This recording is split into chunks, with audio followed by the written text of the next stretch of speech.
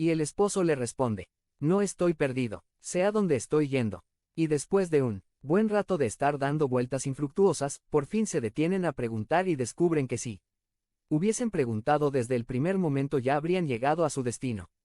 La verdad es que no solo tenemos esta actitud de orgullo en asuntos relacionados con direcciones desconocidas, sino lamentablemente, la tenemos respecto a asuntos mucho más serios. Por ejemplo, joven, a veces tus padres te dan una indicación o un señalamiento para guiarte, pero solo porque tus padres te lo dijeron, hay algo dentro de ti que se niega a escuchar tal consejo o guía.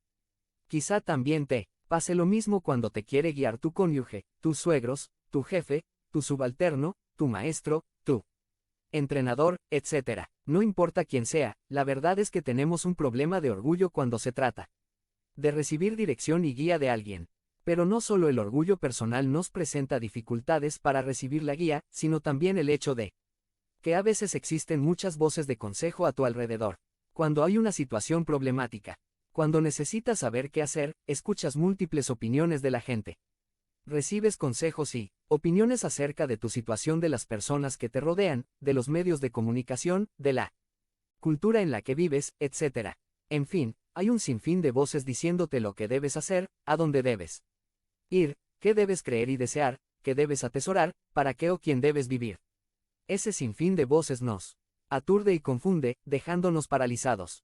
Todos necesitamos ser guiados, aunque a veces no sea fácil por nuestro orgullo o por tantas voces de consejo a nuestro alrededor. ¿Qué podemos hacer? ¿Dónde podemos encontrar una guía segura, una dirección infalible? En el Antiguo Testamento, nos enteramos que el pueblo de Dios se encontraba en una situación similar a la nuestra. Estaban necesitados de dirección, necesitaban que alguien los guiara y les mostrara el camino. En el libro de Deuteronomio capítulo 18 encontramos algo muy interesante al respecto.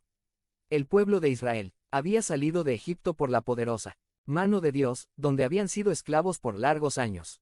Dios, hazte miembro del canal y ayúdanos a difundir la palabra de Dios por el mundo. Son Mar 17 2024.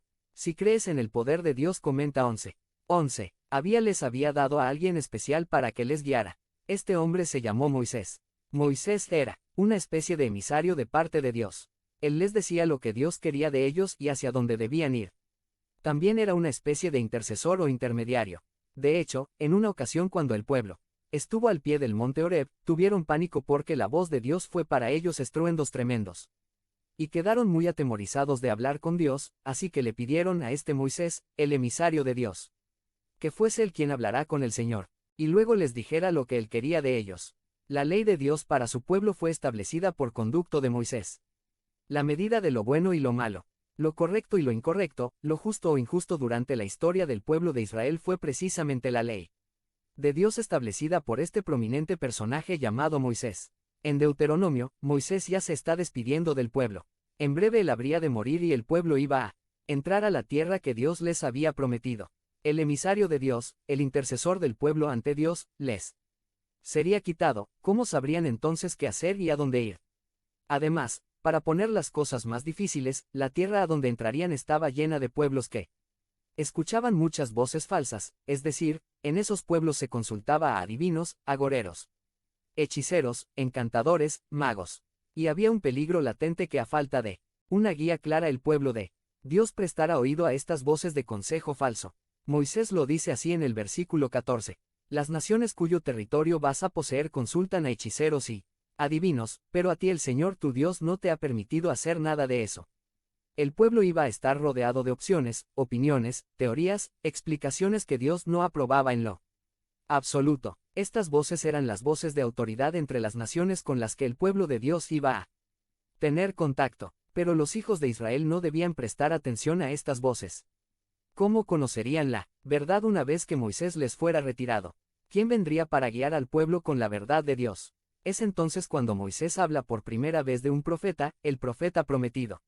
Y lo dice de esta manera en el versículo 15. El Señor tu Dios levantará de entre tus hermanos un profeta como yo.